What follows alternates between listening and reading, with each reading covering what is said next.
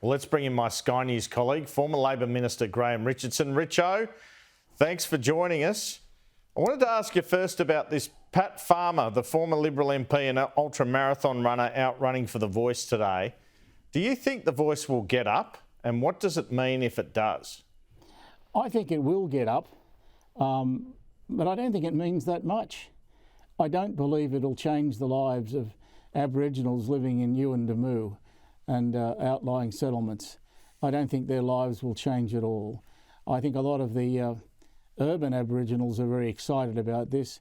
I think the excitement dims the further you get away from capital cities. Well, just on that, you would have been around the cabinet table in the 80s, presumably when the Bob Hawke Treaty promise was made and these sorts of things were happening. Was there any sense of any solution to some of these problems, or were they just seen as intractable? I think if we're all being honest, they have been and remain intractable. Both sides of politics in Australia have thrown who knows how many billions at the problem for very little result. And that's, it's a great tragedy, but you can still find open sewers in Aboriginal communities. You can still find that they've got the highest rate of kidney failure in the land. There's plenty of things up there that have just never been fixed. And I think most governments, whether they admit it or not, just put it in the too hard basket and say, well, if we throw money at it, it looks like we've done something. But because we haven't got a clue what to do, that's all we can manage at this stage. Do you think Peter Dutton did the right thing to oppose it? And I guess there's two questions to this, one in terms of principles and one in terms of politics. Yeah, I think he took a principled stand that was not great politics. The Voice seemed to me to be always pretty popular and going to get up.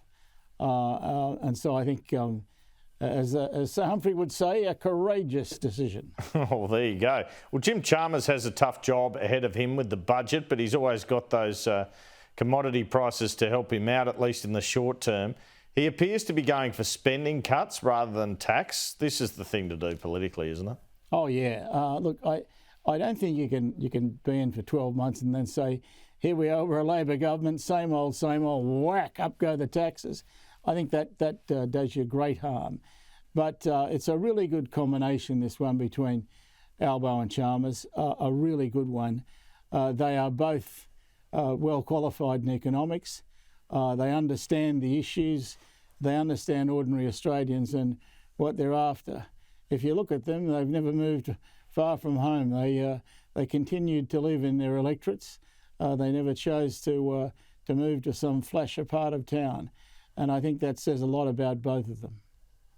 And in New South Wales, there are similar issues for Daniel Mooy to clean up. How do you think that will go? Well, I think Mookie's a star, and I think he'll demonstrate that over the course of the next couple of years. He is facing some daunting problems, but if I know anyone who could get through them and solve most of them, it's him. You never solve all of them, but he'll do a really good job. This bloke, I think, is one you ought to watch, Andrew. He's a star. All right, there you go. That's a big wrap from you, Richo. Thank you very much. Okay, thank you.